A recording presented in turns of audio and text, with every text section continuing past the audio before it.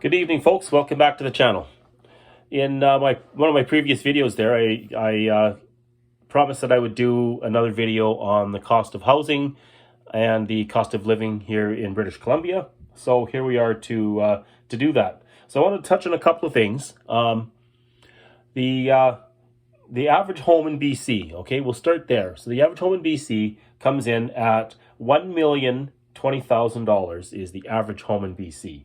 So just to, there is a bit of nuance there because the bulk of homes in BC that do get sold are in Vancouver, and the rates in Vancouver are insane.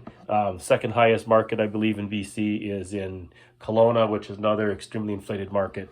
So, I mean, that doesn't describe the average home in, say, 100 Mile House or Vanderhoof, Smithers, the communities in the north and in the central interior.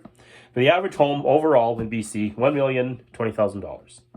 The average salary in BC is just over $53,000 annually, or $26 an hour. And the top earners they have in BC comes in at $78,750, around $38 an hour. And yes, there are people making significantly more than that. Obviously there are the six-figure salaries that go, right up into the CEOs and, your surgeons and whatnot. But anyways, the average salary in BC, $53,000. Can the average BC resident buy the average home in British Columbia? So what's it take to buy a $1 million home in BC?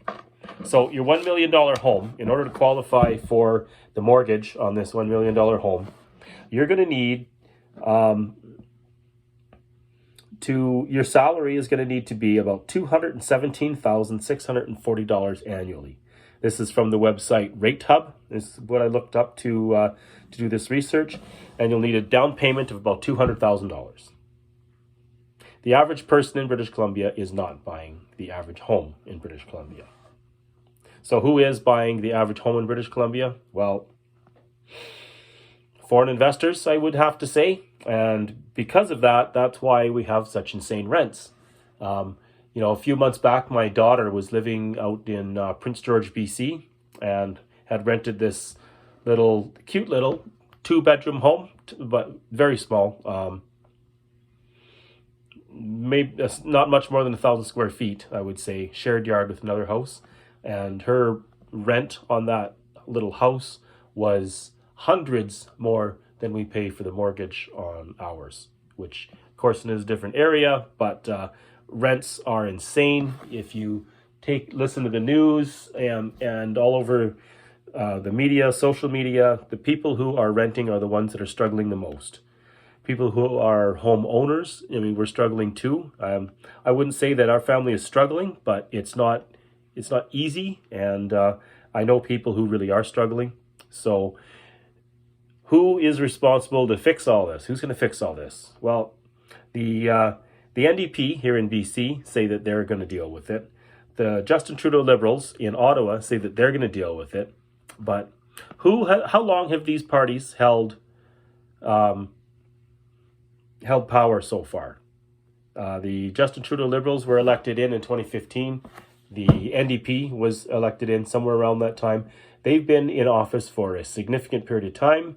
So it would stand to reason that they were the ones who were holding government when the problems started and when they came to fruition. So it's on them. And like they say, if you think the problems we've created are bad, wait till you hear the solutions. So the Justin Trudeau Liberals and the David Eby NDP are telling us that they're going to deal with this problem, that they're going to fix it. I guarantee you their solution is going to be worse than where we are now. So that's all I have for now. If you have not yet subscribed to the channel, I would encourage you to do so. Hit the notification bell so you get notified of videos as they come out. I tend to make content every 2 to 4 days, whatnot, depending on how busy I am.